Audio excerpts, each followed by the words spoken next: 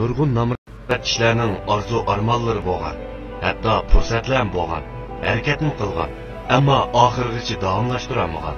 Kuchliklar yig'ilmagan emas, balki ko'zi yoshga to'lsimi yana yugurgan. Odamning eng avval qiyriydini chiroyi emas, balki hech nimaga pisand qilmaydigan g'ayrat shijoati. Jo'gilyan azaldan bizning o'qiyar nimishqa oz deb Yubeydan so'rab boqmagan. Guanyu azaldan bizning askarlar nimishqa oz deb Yubeydan so'rab boqmagan. Janfi azaldan askarlar shaharga kirganda qanday qilishimiz kerak deb Yubeydan so'rab boqmagan. Shuning bilan cho'p kemada o'qiyar yig'ib, Bashqovoqdan o'tib olti sang'urni qatl qilib, suv orqali ko'rikni buzib sov askarlarini chekindirgan. Jozilon hujum qilish harbiy buyrug'ini topshirib olganda faqat 20 ming askar bor edi. Natijani qo'lga keltirgani bo'lsa 10 shaharni qo'lga tushirib, 20 ming askar va 3 ming otni qo'lga tushirgan. Harbiy buyruqda faqat shaharga hujum qilish deb yozilgan. Agar hamma narsa to'liq bo'lsa, sizning qiymatingiz qayerda bo'ladi? Sunwukung nun akilish yo'lida uchirgan. Jubajimo nun akilish yo'lida uchirgan. Sharahib nun akilish yo'lida uchirgan. Oq ajdirha atmo nun akilish yo'lida uchirgan. Shunga bir yo'lda mangadigan odamni uchratmoqchi bo'lsangiz, cho'qim siz avval yo'lga chiqishingiz kerak.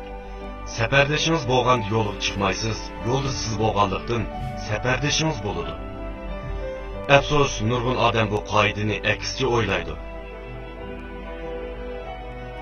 Shir bir talib ishni ko'rib, darhol o'zini chetga oldi. Bolasi, "Dada, sen yo'lvos bilan elishib, yilpiz bilan botirlikni talishsan, ammo bir tal ishdan qochamsan, odamning yuzini tushirib", dedi. Shir, "Balam, bir tal ishni mag'lub qilish sharaflikmi?" deb so'radi. Bolasi beshini chayqadi. "Ish tishlasa, nasbasamdi bosmamdi." Bolasi beshini limshitdi. "Darvaqa shundoq, ishticha qilib nima qilamiz?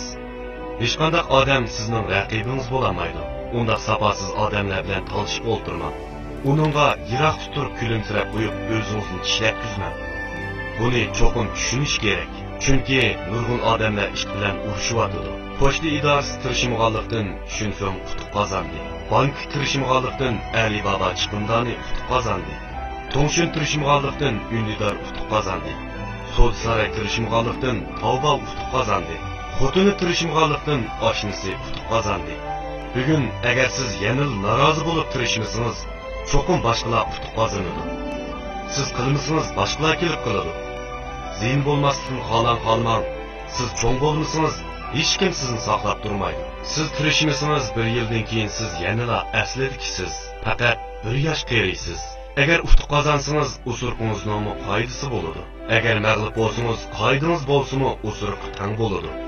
Odam qaltis bo'lgan sari kamtarlashadi, qobiliyatsiz bo'lgan sari yasalmalik qiladi. Lozim narsa uchun tirikishib, yo'q narsani qo'lga keltiradi.